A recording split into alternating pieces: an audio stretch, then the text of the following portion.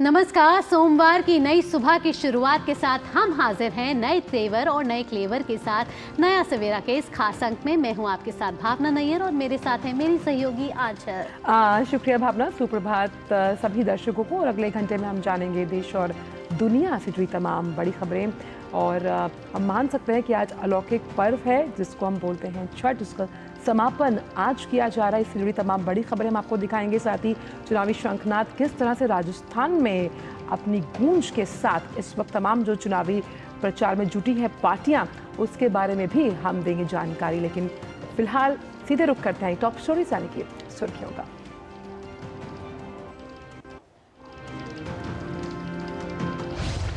उगते सूर्य को अर्घ्य के साथ छठ महापर्व का समापन। बिहार समेत पूरे देश में बिखरी छठ की खुशियां, घाटों पर उमड़े श्रद्धालु।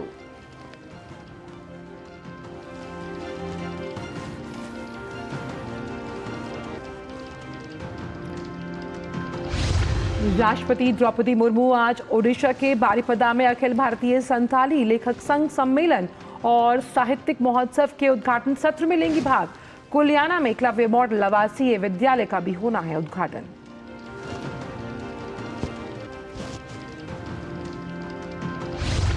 राजस्थान के पाली, पीलीबंगा और बीकानेर में आज प्रधानमंत्री मोदी करेंगे चुनाव प्रचार। राजसमंद और उदयपुर में बीजेपी अध्यक्ष जेपी नड्डा करेंगे रैली। अशोक गहलोत समेत मल्लिकार्जुन खड़गे और राहुल गांधी भी चुनाव प्रचार में व्यस्त।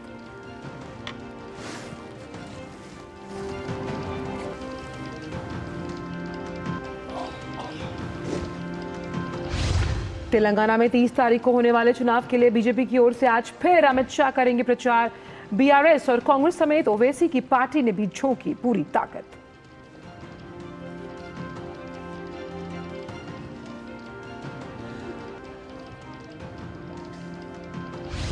भारत ऑस्ट्रेलिया के बीच रणनीतिक साझेदारी को और मजबूती देने के लिए आज दिल्ली में होगी दूसरी 2+2 मंत्री स्तरीय वार्ता। रक्षा मंत्री राजनाथ सिंह और विदेश मंत्री डॉक्टर एस जयशंकर की ऑस्ट्रेलिया के उप प्रधानमंत्री और रक्षा मंत्री के साथ होगी बैठक।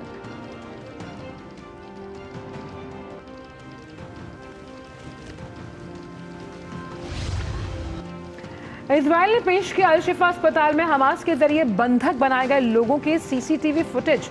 अन्य खुफिया जानकारी जुटाने का भी सेना ने किया है दावा।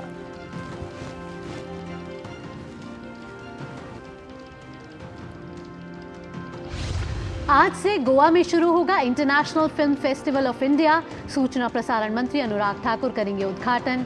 स्टुअर्ट गेट की कैचिंग डस्ट से होगी महोत्सव की शुरुआत। हॉलीवुड अभिनेता और निर्माता माइकल डगलस को दिया जाएगा सत्यजीत रे लाइफ टाइम अचीवमेंट पुरस्कार।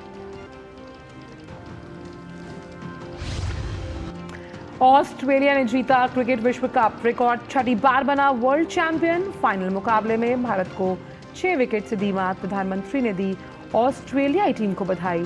भारतीय टीम का बढ़ाया हौसला।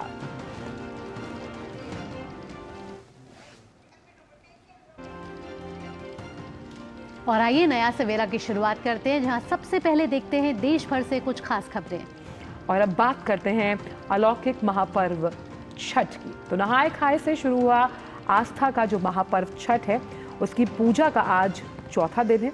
उगते हुए सूर्य देवता को अर्घ्य देने के साथ ही ये आज समाप्त हो जाएगा। चौथा दिन यानी सप्तमी तिथि छठ महापर्व का अंतिम दिन होता है। इस दिन सुबह उगते सूर्य को अर्घ्य दिया जाता है। आज तड़के व्रती महिलाओं ने उगते हुए सूर्यदेव को अर्घ्य देने के बाद उनकी और मां छठी मैया की विधि पूर्वक पूजा अर्चना की है। इसके बाद व्रत का पारण किया जाता है। ये व्रत कुल 36 घंटे का होता है। ये पर्व बिहार, उत्तर प्रदेश और झारखंड राज्य में बड़े धूमधाम के साथ मनाया गया। छठ पूजा का व्रत घर की महिलाएं रखती हैं।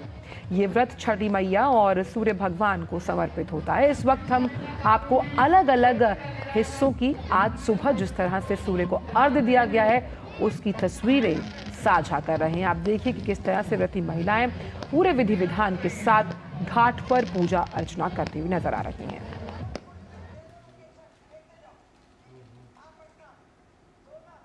ये पटना की तस्वीरें हैं। ये पटना की तस्वीरें आप देख सकते हैं। व्रती महिलाएं किस तरह से घाट पर सूर्य की उपासना करने के लिए यहाँ पर जो विधि विधान है, जिस तरह से की जाती है पूजा, उसको सामान को लेकर यहाँ पर पूजा करिए। ये गोरखपुर की तस्वीरें हैं, आप देख रहे हैं कि गोरखपुर में किस तरह से विधि विधान के साथ महिलाएं इस व्रत के समापन को संपन्न करती हुई, ये सुनिश्चित करती हुई कि किस तरह से सूर्य भगवान की उपासना, आदित्य भगवान की उपासना किस हिसाब से विधि पूर्वक की जा रही है। आप घाट का ये अलौकिक दृश्य देख रहे हैं गोरखपुर से, जहां पर किस तरह से ये कलंदी कुंज का दृश्य है। दिल्ली की हम बात कर रहे हैं, यहाँ पर भी आप देख सकते हैं कि बहुत सभी जो लोग जिन्होंने व्रत रखा है परिवार समेत यहाँ पर विधि विधान पूजा अर्चना करने के साथ साथ आज क्योंकि इसका समापन दिन है तो सूर्य की उपासना करते हुए उसके अर्घ के साथ आज छठ का समापन हो जाएगा। ये ITO दिल्ली की तस्वीरें हैं जहां पर व्रती महिलाएं सूर्य की उपासना करते हुए इस पूरे व्रत को विधि विधान के साथ पूरा कर रही हैं। और अगर बात की जाए छठ की तो त्रेता युग में इसके निशान इंकित होते हैं। भुवनेश्वर की तस्वीरें हैं जब दिवाली के बाद सीता माँ ने भगवान सूर्य को खुश करने के लिए इस व्रत की उपासना की थी। और आइए आपको सुनाते हैं कि जो लोग हैं जो छठी मैया की पूजा कर रहे हैं विधि विधान से, उनका क्या कहना है, कितने हर्षोल्लासित वो नजर आ रहे हैं। आज के दिन का बहुत ही महत्व है। व्रतियों का आज व्रत पूर्ण होने वाला है और सारे व्रती जो 36 घंटे का जो व्रत कर रही हैं उनका व्रत आज सफल हो जाएगा। सूर्य नारायण दर्शन देंगे और हम लोग को हवन करने का मौका मिलेगा, प्रसाद मिलेगा। ठेकुआ का प्रसाद आज का विशेष प्रसाद होता है। छठ एक अंतर्राष्ट्रीय पर्व है। कश्मीर से लेकर कन्याकुमारी तक और कोई भी विश्व का ऐसा शहर नहीं है जहां छठ मैया की महिमा नहीं हो, जहां अनुष्ठान नहीं होता हो, लोग सच्चे मन से इनका पूजा नहीं करते हो। कंचन काया देने वाली ये छठ माँ है, आदित्य नारायण है, सूर्यदेव हैं। इससे बड़ा त्योहार हमारे यहाँ बिहार में इसको पर्व नहीं महापर्व कहते हैं। यह महापर्व है अपने आप में। अर्घ देंगे उगते हुए सूर्य को, उसके बाद यहीं पे प्रसाद वितरण होगा। जो लोग हैं साथ में उनको, जो लेडीज़ लोग हैं उनको सिंदूर लगाया जाएगा और इसको हम लोग खोइछा बोलते, खोइछा में प्रसाद दिया जाएगा, हवन होगा। तो छठ की जो छटा पूरे देश भर में जो अभी आपने देखी तस्वीरों के ज़रिए वो जो फैली हुई है, तो जो छठी मैया की जय सब कह रहे हैं उसी को लेकर हमारे संवाददाता भी जुड़ चुके हैं। सलमान हैदर पटना से हमारे साथ जुड़ गए हैं। सलमान, सुप्रभात आपको। हमने देखा कि छठ मैया की जय सब कह रहे हैं और साथ ही साथ कहते हैं कि छठ यानी कि जहाँ अंत होता है वहीं सूर्य से इसका उदय होता है। यही है छठ का पूरा जो 36 घंटे का जो ये व्रत किया जाता है। अगर पटना की बात की जाए तो बिहार में छठ बहुत ही धूमधाम से मनाया जाता है। किस तरीके से साज सज्जा की गई है घाटों की और पूजा अर्चना जो सुबह सुबह की गई, उससे किस तरीके का माहौल दिख रहा है अभी? देखिए भावना, जो छठा है छठ की वो अद्वितीय है और पटना जैसा माहौल आमतौर पर देश में कहीं नहीं होता है, क्योंकि सारी सड़कें एक तरह से कह दें कि सारे रास्ते घाटों की तरफ ही जाते हैं आज के दिन और कल के दिन भी।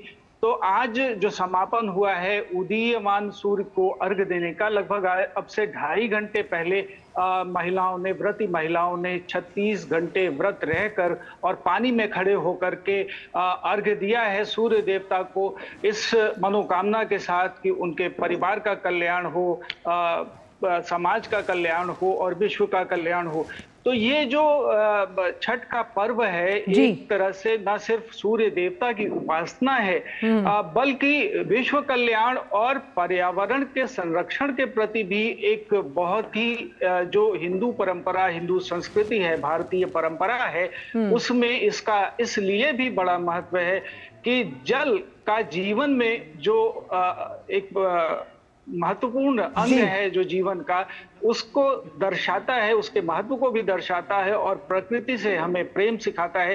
तो आज अभी भी अब से 2.5 घंटे पहले अर्घ दिया जा चुका है, लेकिन अभी भी पटाखों की आवाजें आ रही हैं। अब भक्तजन अपने घरों को वापस लौट रहे हैं और लेकिन रास्ते में उल्लास इतना है कि रास्ते में वो पटाखे छोड़ते हुए जा रहे हैं। सर पर जो प्रसाद है उसका टोकरा रख करके और गीत गाते हुए महिलाएं जा रही हैं। बड़ा ही मनोरम दृश्य है। जी सलमान, सलमान, छठ इसको इसलिए कहते हैं क्योंकि ये दिवाली के छठे दिन आता है और ख़ास तौर पर छठ की अगर बात की जाए तो इसके जो पारंपरिक गीत हैं उसके अंदर जो महिमा है, यानी अगर मैं और आप ना भी जानते हो कि छठ की महिमा क्या है तो उन गीतों का कितना बड़ा लोग पर्व के हिसाब से अब महत्व मानते हैं इस पूरे के पूरे त्योहार को लेकर।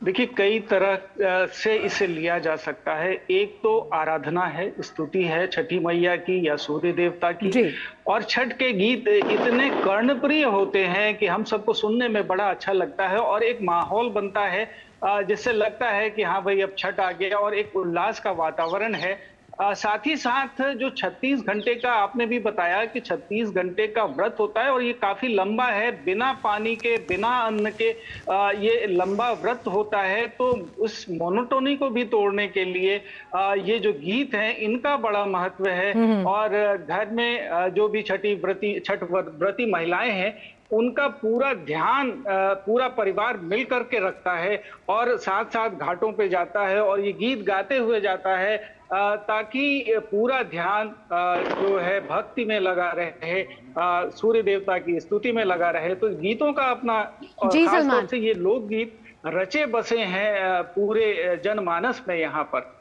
जी, साथ ही सलमान, हम तस्वीरों के जरिए ये देख रहे हैं कि किस तरीके से टोकरे में रखकर प्रसाद को रखकर फिर महिलाएं अपने सिर पर रखती हैं। आप सलमान जुड़े रहिए हमारे साथ। आपसे ब्रेक के बाद भी हम जानने की कोशिश करेंगे कि किस तरीके से कि जो छठ की छटा पूरे देश में जो बिखर रही है उसके और क्या मायने हैं। आप जुड़े रहिए हमारे साथ। फिलहाल वक्त हो चला एक छोटे से ब्रेक का।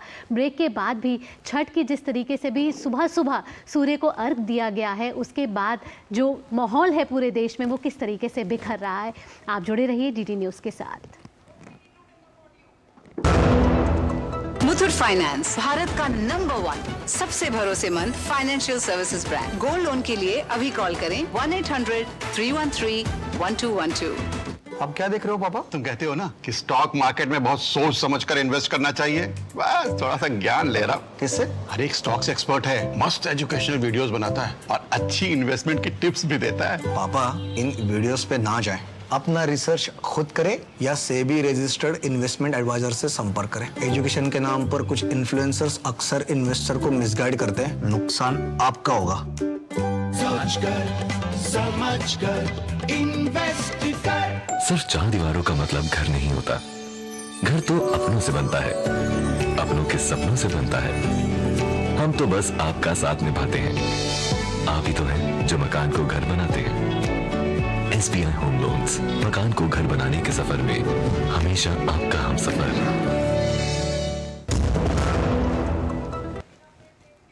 ब्रेक के बाद सभी का स्वागत है और हमारे साथ हमारे जो संवाददाता सलमान हैदर पटना से जुड़े हैं, लेकिन हमारे साथ गिरीश निशाना भी दिल्ली से जुड़ गए हैं। गिरीश, आपका रुख करना चाहेंगे, किस तरह से हमने दिल्ली की तस्वीरें दिखाई थी जब अर्घ दिया गया, इस वक्त किस तरह का माहौल है घाट पर? क्या आपने ठेकुआ खाया या नहीं?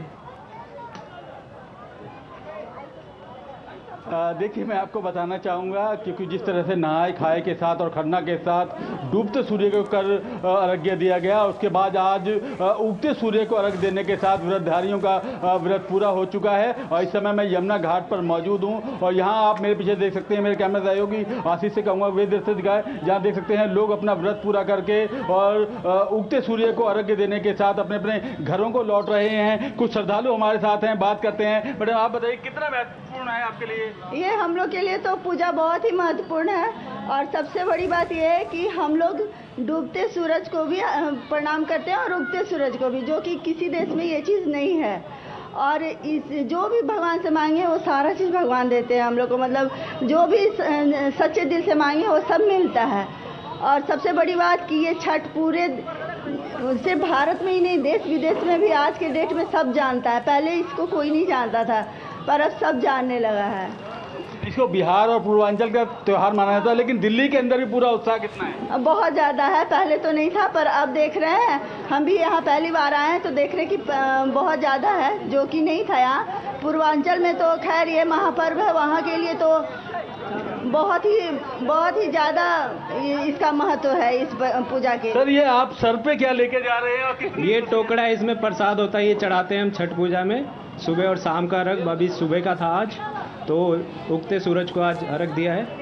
इसके बाद हम घर के लिए प्रस्थान कर रहे हैं। किस तरह से पूजा अर्चना करते हैं और कब आपका ये व्रत खत्म होता है? ये आज अब ख़त्म हो गया इस टाइम अर्घ देने के बाद।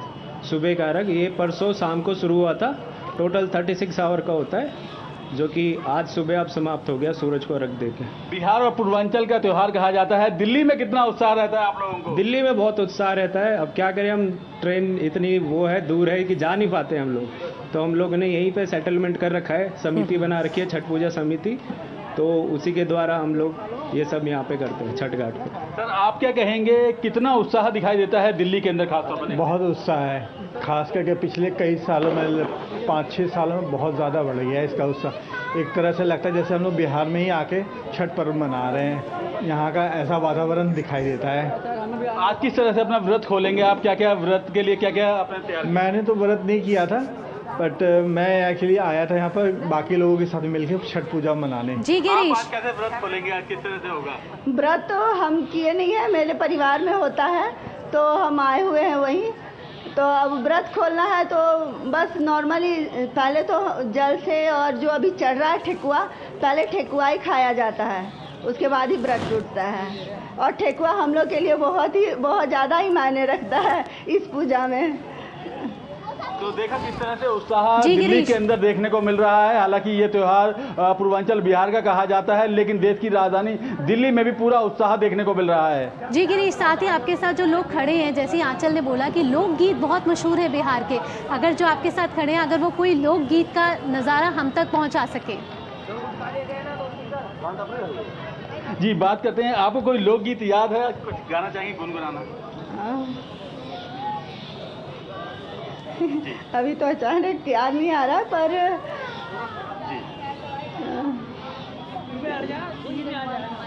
जी गिरीश,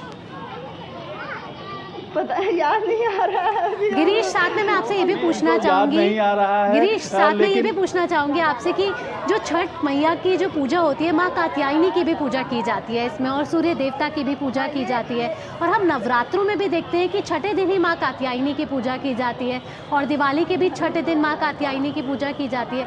तो ये जो छठ मैया का जो पूरा पर्व है, ये किस तरीके से माँ कात्यायनी को भी समर्पित है? और जिस तरीके से आपके साथ जो खड़ी थी उन्होंने बताया कि ये एक ऐसा देश है जहाँ ढलते सूरज की भी पूजा की जाती है और उगते सूरज की भी पूजा की जाती है। देखिए, माँ कात्यायनी की पूजा आपने देखा किस तरह से नवरात्र के अंदर भी की जाती है, और अभी छठे दिन खास तौर पर दिवाली के छठे दिन ये त्यौहार मनाया जाता है। और पूर्वांचल और बिहार का ये त्यौहार ना रहकर पूरे देश भर में बड़े धूमधाम के साथ मनाया जाता है। देश की राजधानी दिल्ली के अंदर भी पूरा उत्साह देखने को मिल रहा है। आप देख सकते हैं कितना उत्साह और उल्लास का माहौल है।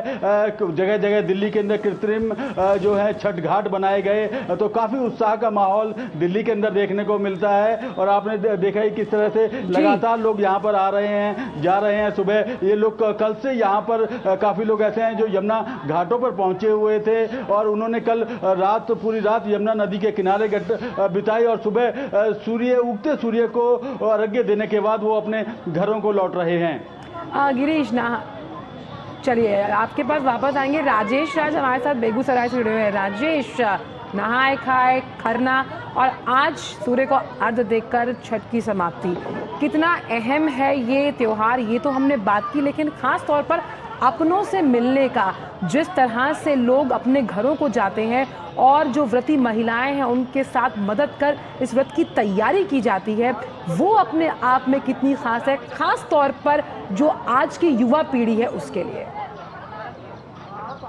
देखिए, निश्चित तौर पर ये एक सिर्फ त्यौहार नहीं है, बल्कि इसे एक महान लोक आस्था का त्यौहार कहा जाता है। और शायद यही वजह है कि 7 समंदर पार से भी लोग जो है बिहार आते हैं, पूर्वांचल आते हैं, और अपनी माता और बहनों के साथ छठ का त्यौहार जो है उसको सेलिब्रेट करने की कोशिश करते हैं। इसमें घाटों की साफ सफाई और हमारी जो सनातन जो संस्कृति है उसकी भी झलक बखूबी देखने को मिलती है। और ये एकमात्र ऐसा त्यौहार है जिसमें बाहर की किसी भी सामग्री का प्रयोग नहीं होता है, यानी कि हर हाल में जो हमारी प्राकृतिक जो खूबसूरती है, जो हमारी प्राकृतिक जो छटा है, उसका भी दीदार किया जाता है। और निश्चित तौर पर जो हमारे घर के अन्न हैं, अनाज हैं, फल हैं, सब्जियां हैं, इन सब चीज़ों को, हल्दी का प्रयोग किया जाता है, इडली का प्रयोग किया जाता है। एक जो है वो सूप में हमारी जो माताएं हैं वो डालडा और दौरा बनाकर सूप का प्रयोग करते हैं और उसके जरिए कहीं न कहीं भगवान सूर्यदेव की आराधना करते हैं, उन्हें नमन करते हैं, उनकी पूजा अर्चना करते हैं। तो यह पर्व जो है यह कहीं न कहीं हमें सनातन संस्कृति से जोड़ता है, हमारी जो पुरानी पद्धति, जो पुरानी परंपरा है उसकी याद भी दिलाता है। और शायद यही वजह है कि 7 समंदर पार से हमारे जो तमाम लोग, हम दुनिया भर के मुल्क में बिहार के लोग रहते जरूर हैं, लेकिन छठ के पावन मौके पर अपने घरों तक जरूर पहुंचते हैं और यहाँ आकर अपनी माताओं से आशीर्वाद देने का काम करते हैं। और यह एकमात्र ऐसा त्योहार है आजकल जिसमें यह भी कहा जाता है कि हम भगवान को प्रत्यक्ष तौर पर देखते हैं, यानी सूर्य की आराधना करते हैं, सूर्य को प्रत्यक्ष तौर पर देखते हैं। और कहा जाता है कि जिसका उदय होता है, जिसका अस्त होता है, उसका उदय होता है। बहुत अहम आपने बात कही है राजेश, और इसीलिए ये कहा जाता है कि पहले पहल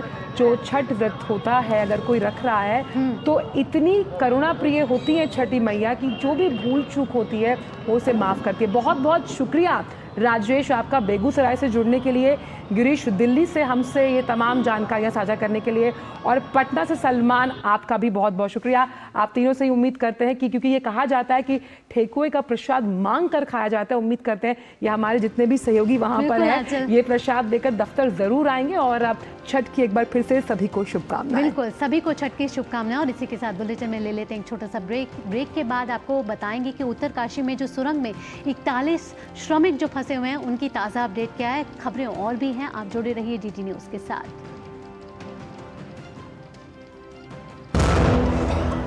मैं पता है इन्वेस्टर्स के लिए एक इन्वेस्टर प्रोटेक्शन फंड होता है IPF, लेकिन अगर तुम्हारा ट्रेड एक्सचेंज पर एग्जीक्यूट नहीं हुआ या फिर कोई गारंटीड रिटर्न्स वाली स्कीम है तो ये IPF आपकी मदद नहीं कर सकता है।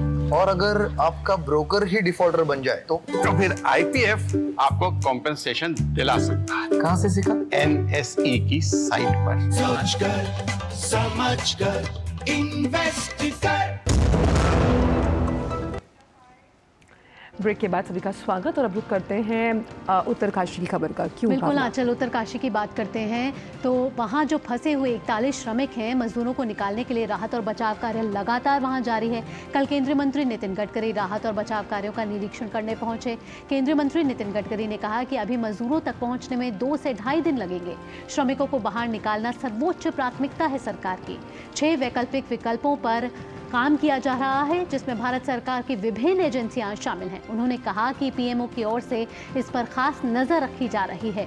सुरंग विशेषज्ञों और BRO अधिकारियों को भी बुलाया गया है। हमारी प्राथमिकता है कि फंसे हुए पीड़ितों को भोजन, दवा और ऑक्सीजन उपलब्ध कराना है। उत्तराखंड के मुख्यमंत्री पुष्कर सिंह धामी ने भी कहा है कि हम उपलब्ध सभी संभावनाओं पर काम कर रहे हैं। सभी प्रकार की विशेषज्ञ टीमें यहाँ काम कर रही हैं। टनल में फंसे मजदूरों की सुरक्षा हर एंगल से काम किया जा रहा है।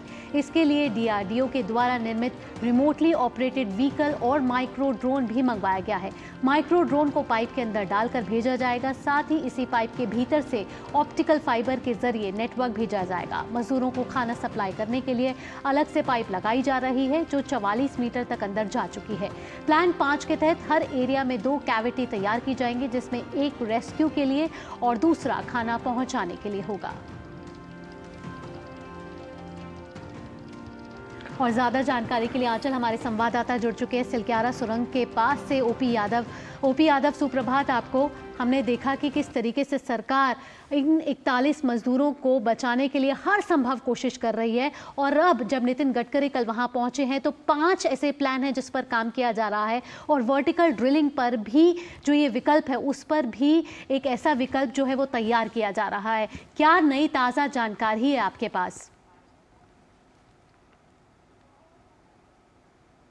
जी मैं बता दूं, ये जो उत्तरकाशी के सिलक्यारा जो टनल है, बीते 4.5 साल से इसका निर्माण कार्य जारी था और इसी टनल में तकरीबन 70% काम इसका पूरा हो गया था, लेकिन 400 मीटर की ये रही, उससे पहले ये हादसा हो गया और जिसमें 41 मजदूर फंस गए थे। इसके बाद 13 तारीख से इसमें युद्ध स्तर पर कार्य जारी हुआ।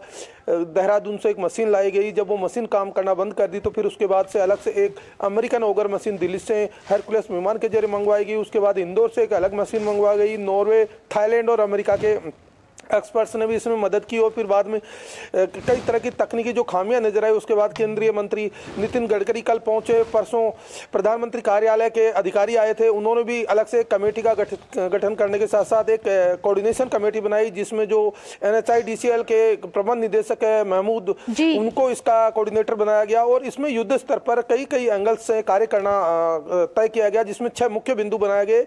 इसमें जो टनल का मुख्य पॉइंट है, जहाँ से शुरू होती है बड़गांव, वहां से एक स्केप टनल बनाने का काम जिम्मेदारी दी गई है, जिसका काम एक दूसरी कंपनी को दिया गया है जो टिहरी डैम से संबंधित है। और इसका जो एंड पॉइंट है, जहां सिलक्यारा ये टनल है, जहां हादसा हुआ उससे थोड़ा सटे हुए रास्ते से, उस टनल पे काम करने का एक नवयुगा कंपनी, उसको जिम्मेदारी दी गई। वो हॉरिजॉन्टल ड्रिलिंग का काम करेगी। इसके अलावा जो ये टनल है, इसके ऊपर पहाड़ी के ऊपर सतलुज जल विद्युत निगम को जिम्मेदारी दी गई है ताकि वो ऊपर से वर्टिकल ड्रिलिंग करेगी। इसके अलावा जो और अन्य जो रास्ते हैं जैसे दाएं और बाएं, वहां उसमें ONGC को जिम्मेदारी दी गई है आड़े तिरछे रास्ते भी बनाने की। तो कई मोर्चों पे इसमें न केवल काम हो रहा है, बल्कि अलग अलग तरीके से विद्वान और जो एक्सपर्ट्स हैं, जो टेक्नोक्रेट्स हैं, वो अपना माइंडसेट लगाकर इसको अंजाम को पूरा करने की कोशिश कर रहे हैं। कल जब केंद्रीय मंत्री नितिन गडकरी और मुख्यमंत्री पुष्कर धामी यहाँ आए थे, उस वक्त जी, तो ओपी हर संभव कोशिश की जा रही है यहाँ पर कि किस तरीके से इन 41 श्रमिकों को किस तरीके से बाहर निकाला जाए। और अब जो 6 विकल्प हैं वो सामने आए हैं सरकार के द्वारा, जहाँ ये हर संभव कोशिश की जाए कि कैसे इन्हें जल्द से जल्द बाहर निकाला जाए। और अभी फिलहाल प्रशासन की मुख्य जिम्मेदारी यही है कि खाना, भोजन, दवा और ऑक्सीजन इन तक लगातार पहुंचे। आपका बहुत बहुत धन्यवाद इतनी महत्वपूर्ण जानकारी हम तक साझा करने के लिए। बिल्कुल, और उम्मीद करते हैं कि श्रमिक जल्द ही बाहर आएंगे। और अब बात करते हैं 2+2 वार्ता से जुड़ी हुई। तो भारत और ऑस्ट्रेलिया के बीच बीते दिनों अगर बात की जाए तो आपसी संबंधों को व्यापक रणनीतिक साझेदारी में बदला गया है। उसके बाद आज से दोनों देशों के बीच 2+2 मंत्री स्तरीय वार्ता होने जा रही है। वार्ता में द्विपक्षीय, क्षेत्रीय और वैश्विक मुद्दों पर चर्चा देखने को मिलेगी। साल 2021 में दोनों देशों के बीच पहली बार 2+2 मंत्री स्तरीय वार्ता की शुरुआत हुई थी, जिसकी दूसरी बैठक आज दिल्ली में होनी है। इस मंच पर भारत और ऑस्ट्रेलिया के रक्षा मंत्री और विदेश मंत्री बैठकें करेंगे। इस बैठक में शामिल होने के लिए ऑस्ट्रेलिया के उप प्रधानमंत्री रिचर्ड मार्ल्स भारत आ चुके हैं। रिचर्ड मार्ल्स ऑस्ट्रेलिया के रक्षा मंत्री भी हैं। उनके अलावा ऑस्ट्रेलिया के विदेश मंत्री पेनी वोंग भी भारत की यात्रा पर हैं। भारत की ओर से रक्षा मंत्री राजनाथ सिंह और विदेश मंत्री डॉक्टर एस जयशंकर 2+2 मंत्री स्तरीय वार्ता में शिरकत करने वाले हैं। और इसी पर ज्यादा जानकारी के साथ दिल्ली से ही जुड़ रहे हैं हमारे संवाददाता अमृत पाल। अमृत, सुप्रभात आपको। 2+2 की ये जो मंत्री स्तरीय वार्ता है, इसका प्रमुख एजेंडा क्या है? देखिए, प्रमुख एजेंडा है कैसे जो कोऑपरेशन है दोनों कंट्रीज में, चाहे वो strategic partnership, comprehensive strategic partnership हो या आपका जो डिफेंस रिलेशनशिप हो, उसको कैसे स्ट्रेंथन किया जाए। और पूरी जो इंटायर गैमेट ऑफ रिलेशनशिप है, ट्रेड से लेके इन्वेस्टमेंट तक का, सीका जो डिस्कस हो रहा है, एडवांस्ड नेगोशिएशंस ऑन हैं, कॉम्प्रिहेंसिव इकोनॉमिक कोऑपरेशन एग्रीमेंट, उस पर कैसे आगे वार्ता बढ़ाई जाए। क्योंकि अगर जनवरी में क्वाड होती है, जो जनवरी में क्वाड स्लेटेड है कि तारीख अभी तय होनी बाकी है, तो जब ऑस्ट्रेलिया के प्रधानमंत्री आए तो तब तक ग्राउंड वर्क कर दिया जाए कि अगर सीका तब सिग्नेचर उस पर हस्ताक्षर हो सकें तो उसका ग्राउंड वर्क डिस्कस किया जाएगा। जब दो विदेश मंत्री बैठेंगे, पेनी वोंग और सुब्रमण्यम जयशंकर, कल 14 जो फॉरेन मिनिस्टरियल फ्रेमवर्क डायलॉग के लिए, वो ये देखेंगे कि स्ट्रेटेजिक जो कॉम्प्रिहेंसिव स्ट्रेटेजिक पार्टनरशिप है, इसको नेक्स्ट लेवल पे कैसे लेके जाया जाए। इंडो पैसिफिक को सिक्योर करने के लिए, उसको इंक्लूसिव, रेजिलिएंट करने के लिए, और कैसे जो कोइंसिडेंटलिटीज हैं वो बढ़ाई जाएं, और क्वाड की आने वाली जो समिट है जो भारत ने होस्ट करनी है, उसका ग्राउंड वर्क किया जाए। जी अमृतपाल, साथ ही साथ आपने जिस तरीके से बात करी अमृतपाल क्वाड की, क्वाड दोनों मेंबर्स हैं भारत और ऑस्ट्रेलिया, और अभी हमने कुछ दिन पहले भी देखा कि भारत और अमेरिका के बीच भी 2+2 मंत्री स्तरीय वार्ता हुई थी। अब जब क्वाड और ये भारत और ऑस्ट्रेलिया दोनों मेंबर्स हैं, उसमें दोनों ही मेंबर्स हिंद प्रशांत के लिए दोनों ही मानते हैं कि एक महत्वपूर्ण मुद्दा है, इंडो पैसिफिक एक महत्वपूर्ण मुद्दा है जिस पे दोनों कंट्रीज काम कर रही हैं। जी बिल्कुल, एक तो है आपको इंडो पैसिफिक को सिक्योर करना, बड़ी इंपॉर्टेंट, जैसे आपने कहा बहुत अहम क्षेत्र है, थिएटर है जो इंडो पैसिफिक है। उसमें से इम्पोर्टेंट ट्रेड लाइंस पास करती हैं, इम्पोर्टेंट सी लाइंस पास करती हैं। कुछ मुल्क हैं जो उसको अपना बैकयार्ड देखते हैं, उस पर यूनिलैटरल डोमिनेंस करना चाहते हैं। भारत, अमेरिका, जापान, ऑस्ट्रेलिया सभी एक मत के हैं कि ये एक इंक्लूसिव, ओपन, फ्री एरिया हो जिसकी सिक्योरिटी मल्टीलैटरली इंश्योर की जाए और किसी एक यूनिलैटरल डोमिनेशन ना हो। तो उसके लिए एक तो आपकी डिफेंस कोऑपरेशन, आपकी नेवीज, आपकी मिलिट्रीज उसको सिक्योर कर पाएं। इसके तहत आपने कई जॉइंट एक्सरसाइजेस भी की हैं, अभी मालाबार हुई ऑस्ट्रेलिया के साथ, फिर आपका पहला सबमरीन वहाँ डॉक किया, नेवल सबमरीन, आपके एयरफोर्स के C-30 नेवल डॉनियर्स वहाँ गए। तो वो एक तो उसकी सिक्योरिटी एस्पेक्ट, दूसरा उसका डेवलपमेंटल इनिशिएटिव, जो डेवलपमेंटल पार्टनरशिप है, और उसके अंदर जो इंडो पैसिफिक के अंदर जो मुल्क आते हैं उनके कंसर्न्स, तो वो सब डिस्कस होगा। जैसे मैंने कहा कि ग्राउंड वर्क तय किया जाएगा कि जब लीडर्स लेवल पर जब एंथनी अल्बनीजी आएंगे, फोमियो किशिदा आएंगे, जोसेफ बाइडेन आएंगे और प्रधानमंत्री मोदी होंगे जनवरी में जब ये समिट होगी, तो तब उसके जो ग्राउंड वर्क है वो ले किए जाएंगे आज और कल के दौरान, इन मीटिंग्स के दौरान। जी चलिए अमृत, आप नजर बना के रखिएगा, हम आपसे भी आगे पूरे जो बुलेटिन रहेंगे दिन में उस पर इस 2+2 मंत्री स्तरीय वार्ता पर अपडेट्स लेते रहेंगे। बहुत बहुत शुक्रिया इन तमाम जानकारियों को हमसे साझा करने के लिए। और जो दर्शक हमारे साथ अभी जुड़े हैं, आइए एक बार रुक कर लेते हैं कि इस वक्त की सुर्खियाँ क्या हैं।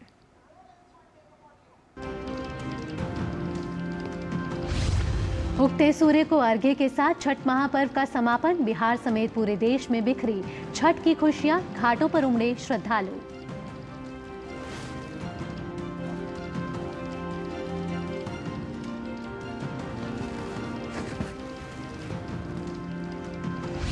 राष्ट्रपति द्रौपदी मुर्मू आज ओडिशा के बारीपदा में अखिल भारतीय संथाली लेखक संघ सम्मेलन और साहित्यिक महोत्सव के उद्घाटन सत्र में लेंगे हिस्सा। कुलियाना में एकलव्य मॉडल आवासीय विद्यालय का भी होना है उद्घाटन।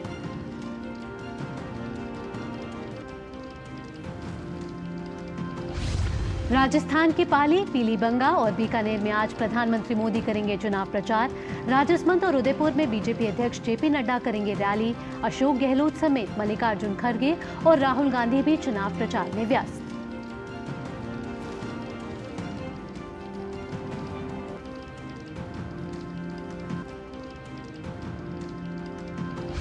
तेलंगाना में 30 तारीख को होने वाले चुनाव के लिए बीजेपी की ओर से आज फिर अमित शाह करेंगे प्रचार।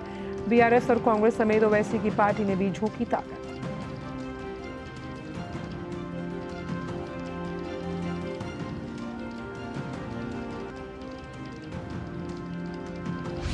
भारत ऑस्ट्रेलिया के बीच रणनीतिक साझेदारी को और मजबूती देने के लिए आज दिल्ली में होगी दूसरी 2+2 मंत्री स्तरीय वार्ता।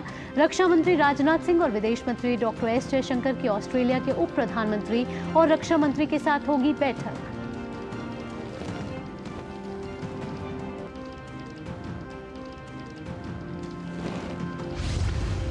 इजराइल ने पेश किया अल शिफा अस्पताल में हमास के जरिए बंधक बनाए गए लोगों के सीसीटीवी फुटेज, अन्य खुफिया जानकारी जुटाने का भी सेना ने किया दावा।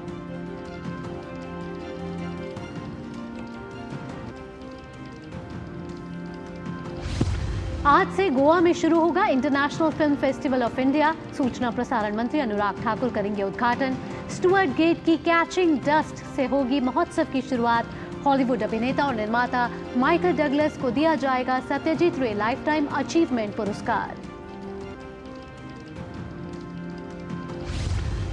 ऑस्ट्रेलिया ने जीता क्रिकेट विश्व कप, रिकॉर्ड 6ठी बार वर्ल्ड चैंपियन बना। फाइनल मुकाबले में भारत को 6 विकेट से दी मात। प्रधानमंत्री ने दी ऑस्ट्रेलियाई टीम को बधाई, बढ़ाया भारतीय टीम का हौसला।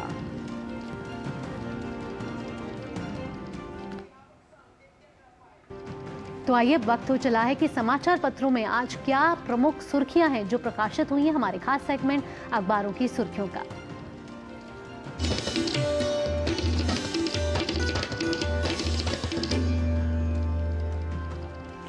और सीधे इसके लिए चलते हैं संध्या शर्मा के पास। संध्या, सुप्रभात। क्या कुछ समेट कर लाई हैं आप अखबारों के पिटारे से हमारे दर्शकों के लिए?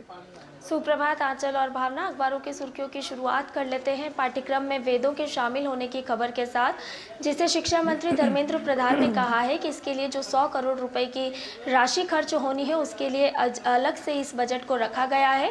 उन्होंने ये भी बताया कि जो छात्र वैदिक बोर्ड के माध्यम से वेद भूषण और वेद विभूषण की परीक्षा उत्तीर्ण करेंगे वो अब इंजीनियरिंग सहित उच्च शिक्षा या चिकित्सा के क्षेत्र में भी इसके लिए कॉलेज में एडमिशन लेने के लिए पात्र होंगे। तो इस खबर को आज प्रमुखता के साथ दैनिक जागरण अखबार ने लिया है, साथ ही अन्य अखबारों ने भी इस खबर को प्रमुखता के साथ लिया है। अगली खबर की बात करें तो यह है वित्त मंत्री निर्मला सीतारमण के बयान से जुड़ी हुई खबर। उन्होंने कहा है कि पीएम मुद्रा योजना में महिलाओं को पहली प्राथमिकता दी जा रही है। दरअसल वित्त मंत्री एक कार्यक्रम में बोल रही थी और साथ ही साथ उन्होंने ये भी कहा कि स्ट्रीट वेंडर्स जो होते हैं उनको योजनाओं का लाभ उठाने के लिए जो स्थानीय अफसर होते हैं उनको मदद करनी चाहिए ताकि ज़्यादा से ज़्यादा लाभ मिल सके। अगली खबर की बात करें तो ये है हरी भूमि अखबार ने ली है और रक्षा क्षेत्र से जुड़ी हुई खबर है और ये बताया गया है कि अब भारत में हल्के फाइटर प्लेन के इंजन तैयार होंगे। जी हाँ, ये रक्षा क्षेत्र से जुड़ी हुई एक अच्छी खबर, बेहतर खबर हरी भूमि अखबार के साथ ही अन्य अखबारों ने भी इसे प्रमुखता से लिया है। अगली खबर की बात करें तो ये एक चिंताजनक खबर जनसत्ता अखबार ने दी है और बताया है कि राष्ट्रीय साइबर सुरक्षा समन्वयक ने ये बात कही है कि लगभग 6 माह में औसतन 2000 से ज़्यादा बार साइबर वारदातें हुई हैं, जो कि एक चिंता का विषय है। उन्होंने ये भी कहा कि वैश्विक औसत तुलना में, यानी कि वैश्विक स्तर पर जो औसत तुलना है उसमें 2 गुनी हुई है साइबर की ये घटनाएं।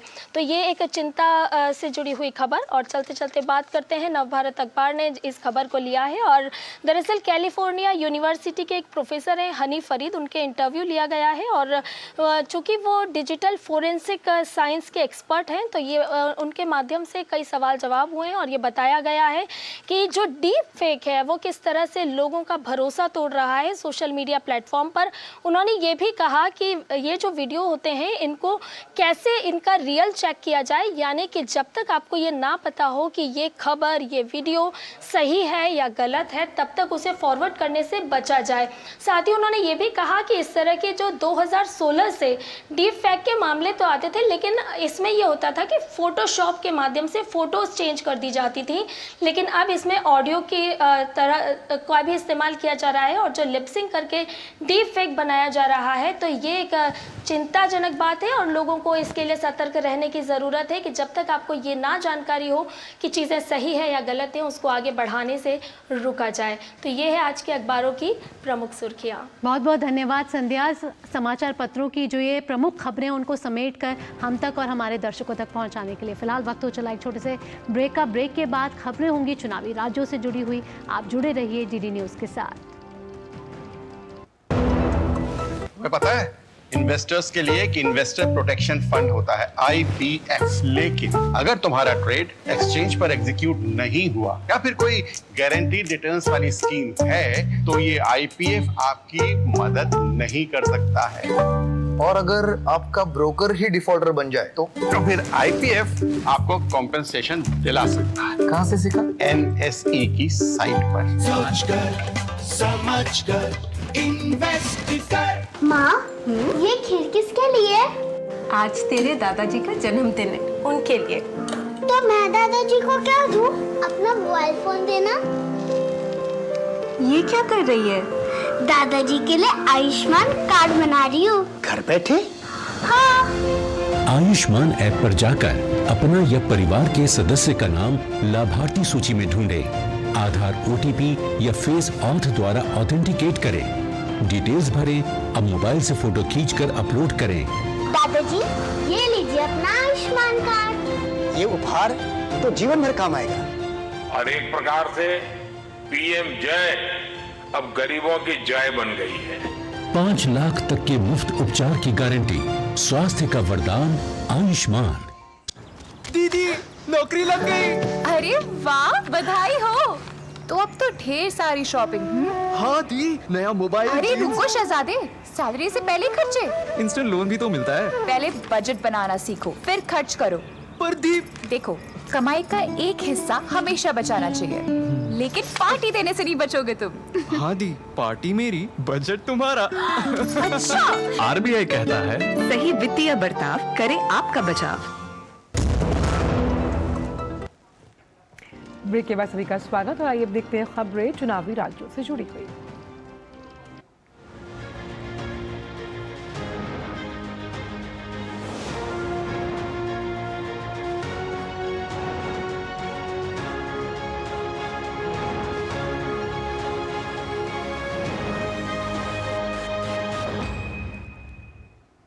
जनादेश में शुरुआत राजस्थान से। राजस्थान में 25 तारीख को विधानसभा के चुनाव हैं और अब यहां प्रचार अभियान लगभग आखिरी दौर में है।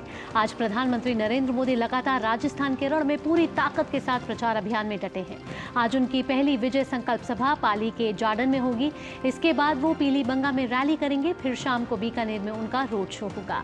बीजेपी अध्यक्ष जेपी नड्डा भी आज राजसमंद और उदयपुर में जनसभा करेंगे।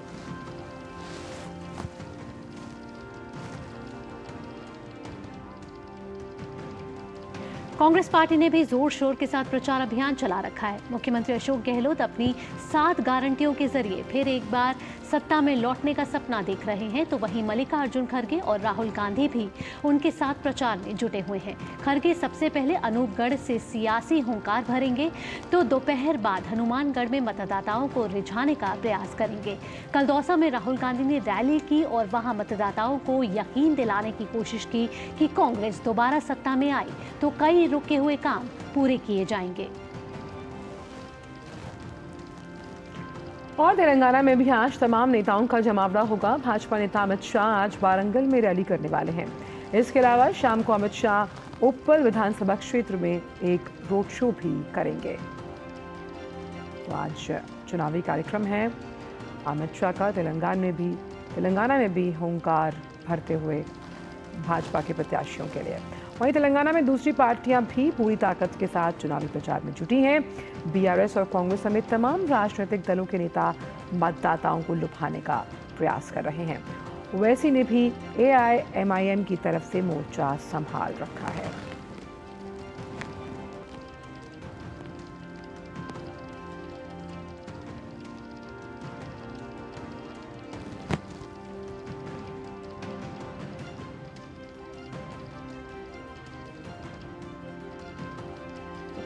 तमाम जो चुनावी पार्टियां हैं वो जोर शोर के साथ यहाँ दम भरती हैं।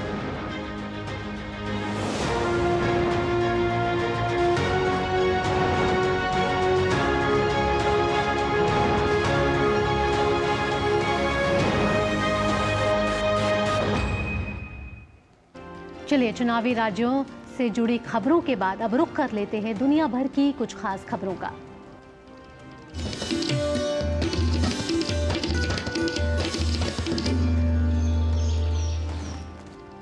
इजराइल ने गजा के अल शिफा अस्पताल में हमास के जरिए बंधक बनाए गए लोगों के सीसीटीवी फुटेज जारी किए हैं। साथ ही अन्य खुफिया जानकारी जुटाने के भी सेना ने दावा किया है। साथ ही इजरायली सेना ने रविवार को एक वीडियो जारी किया जिसमें सेना ने दावा किया और दिखाया कि अल शिफा के नीचे एक सुरंग बनी हुई है। उसके इंजीनियरों ने 10 मीटर गहरी और विस्फोटक रोधी सुरंग का पता लगाया है। इसका इस्तेमाल इजरायली बलों को कमांड सेंटरों और हमास से संबंधित भूमिगत संपत्तियों में प्रवेश करने से रोकने के लिए किया जाता है। हमास के आतंकियों ने यह सुरंग बनाई है। सुरंग के अंदर हथियार मिले हैं। वहीं इजराइल के दावे पर हमास ने अपनी सफाई भी दी है। हमास ने स्वीकार किया है कि उनके पास सैकड़ों किलोमीटर लंबी गुप्त सुरंगें हैं जो पूरे फिलिस्तीन में फैली हुई हैं, लेकिन अस्पताल में उनके पास कोई सुरंग नहीं है।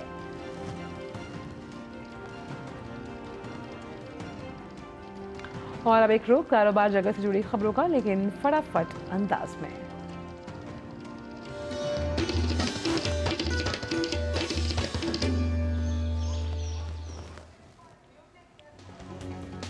भारत की अर्थव्यवस्था पहली बार $4 ट्रिलियन के पार हो गई है। भारत अब दुनिया की चौथी सबसे बड़ी अर्थव्यवस्था बनने के काफी करीब पहुंच गया है। चौथे पायदान पर मौजूद जर्मनी और भारत की जीडीपी के बीच का अंतर अब बहुत कम बचा है।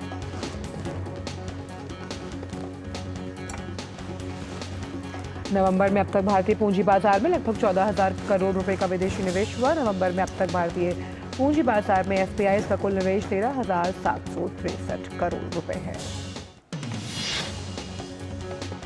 दिल्ली से मेरठ के बीच रैपिड रेल ट्रांसपोर्ट सिस्टम पर टिकट बुकिंग के लिए मिलेगी अनोखी सुविधा। स्टेशन के 300 मीटर के दायरे में कहीं से भी RRTS कनेक्ट ऐप के जरिए ले सकते हैं आप ये टिकट। बंगाल वैश्विक व्यापार शिखर सम्मेलन का 7वां संस्करण 21 और 22 नवंबर को कोलकाता में होगा। सम्मेलन में विदेशी प्रतिनिधि मंडल भी शिरकत करेंगे।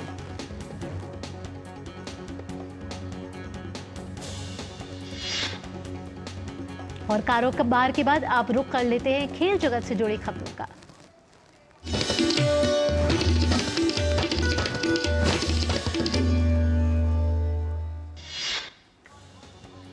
ऑस्ट्रेलिया ने 6ठी बार वनडे विश्व कप का खिताब जीता। अहमदाबाद में खेले गए खिताबी मुकाबले में ऑस्ट्रेलिया ने भारत को 6 विकेट से हराने में सफलता पाई। ऑस्ट्रेलिया की जीत में ट्रेविस हेड ने अहम भूमिका निभाते हुए शतकीय पारी खेली। ट्रेविस हेड ने 137 और लाबुशेन ने नाबाद 58 रन बनाए। भारतीय टीम के सलामी बल्लेबाज रोहित शर्मा और शुभमन गिल ने फाइनल में एक बड़ा रिकॉर्ड अपने नाम किया। ये जोड़ी एक कैलेंडर ईयर में वनडे की दूसरी सबसे बड़ी बेस्ट जोड़ी बन गई। भारत ने पहले बल्लेबाजी करते हुए 50 ओवर में 240 रन बनाकर ऑल आउट हो गई। भारत के लिए राहुल और कोहली ने अर्धशतकीय पारी खेलने में सफलता पाई। मिचेल स्टार्क ने 3 विकेट लिए। भारतीय गोल्फर गगनजीत भुल्लर ने इंडोनेशिया मास्टर्स का खिताब जीत लिया। ये उनका 11वां एशियाई टूर खिताब है। मैक्स वर्स्टैपेन ने लास वेगास ग्रैंड प्री का खिताब जीत लिया है। फरारी के चार्ल्स लैकलर्स ने दूसरा और रेस बुल के सर्जियो पेरेज ने तीसरा स्थान प्राप्त किया है। खबरें ग्लैमर वर्ल्ड से।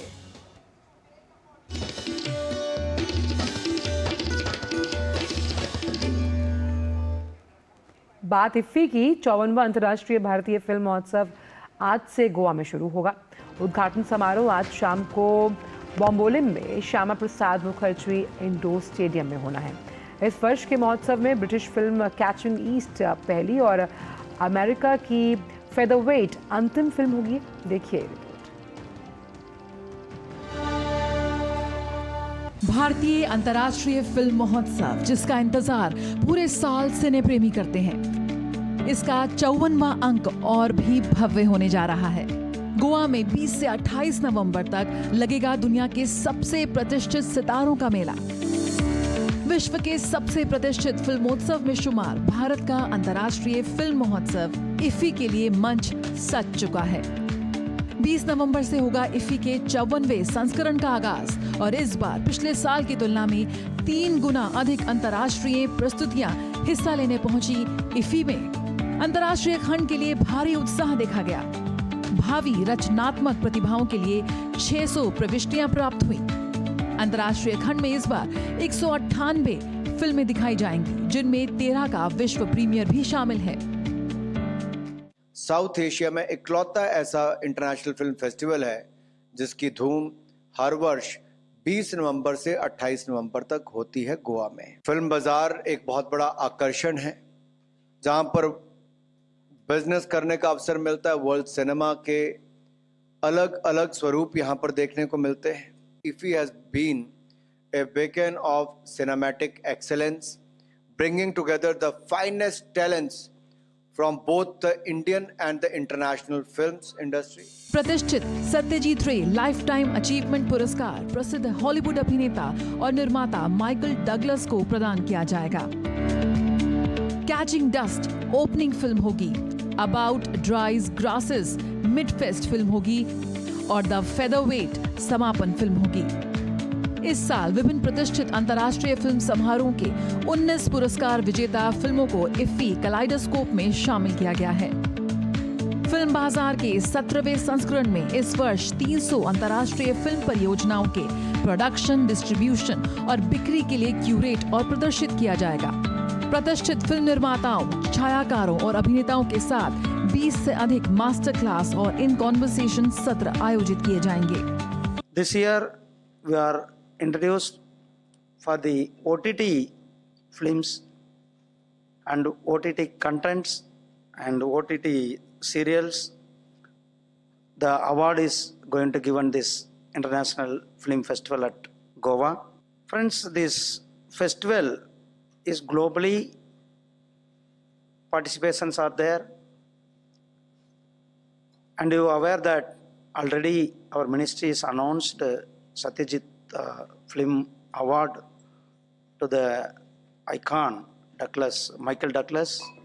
25 फीचर फिल्मों के एक पैकेज को 54वें इफ्फी में भारतीय पैनोरमा खंड में चुना गया है। साथ ही 20 गैर फीचर फिल्मों को भी प्रदर्शित किया जाएगा। अट्टम भारतीय पैनोरमा 2023 की उद्घाटन फीचर फिल्म होगी, तो वहीं लोंगजम मीना देवी द्वारा निर्देशित एंड्रो ड्रीम्स उद्घाटन गैर फीचर फिल्म होगी। अंतर्राष्ट्रीय ज्यूरी के अध्यक्ष हैं विख्यात फिल्म निर्माता निर्देशक शेखर कपूर। इफ्फी के इस संस्करण के लिए 75 क्रिएटिव माइंड्स ऑफ टुमारो पहल के तीसरे संस्करण के लिए पूरे भारत से 75 प्रतिभाशाली फिल्मकारों और कलाकारों का चयन किया गया है। 75 क्रिएटिव माइंड्स ऑफ टुमारो केंद्रीय सूचना एवं प्रसारण मंत्री अनुराग ठाकुर की एक मौलिक और विलक्षण पहल है। इस बार भी कई नई पहलों को शामिल किया गया है। OTT प्लेटफॉर्म्स की बढ़ती लोकप्रियता को देखते हुए इस बार सर्वश्रेष्ठ वेब सीरीज पुरस्कार भी दिया जाएगा। अंतर्राष्ट्रीय प्रतियोगिता में 15 फिल्में गोल्डन पीकॉक पुरस्कार के लिए कम्पीट करेंगी, जिसमें 3 भारतीय फिल्में शामिल हैं।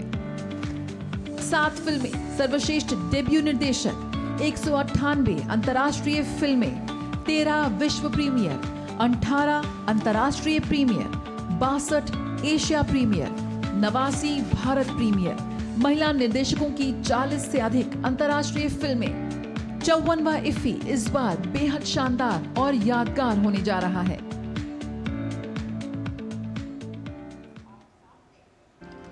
चलिए अब वक्त हो चला है मौसम के मिजाज को जानने का।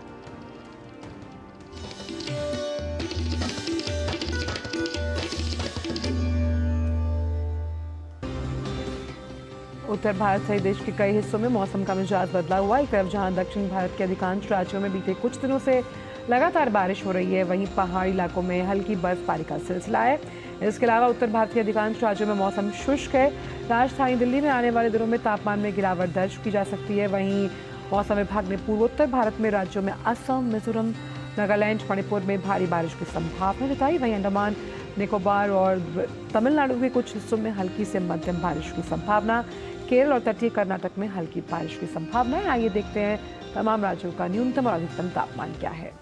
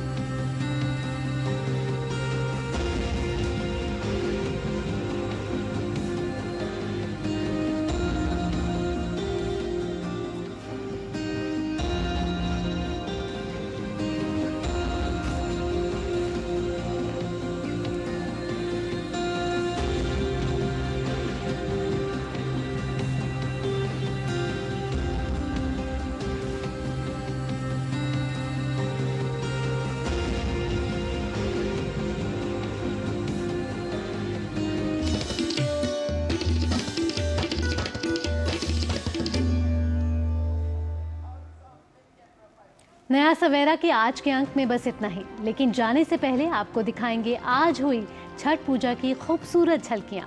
बिल्कुल, तो पानी में उतरकर उगते हुए सूर्य को अर्घ्य देने के वो दृश्य बेहद खास है। आप इन दृश्यों का आनंद लीजिए।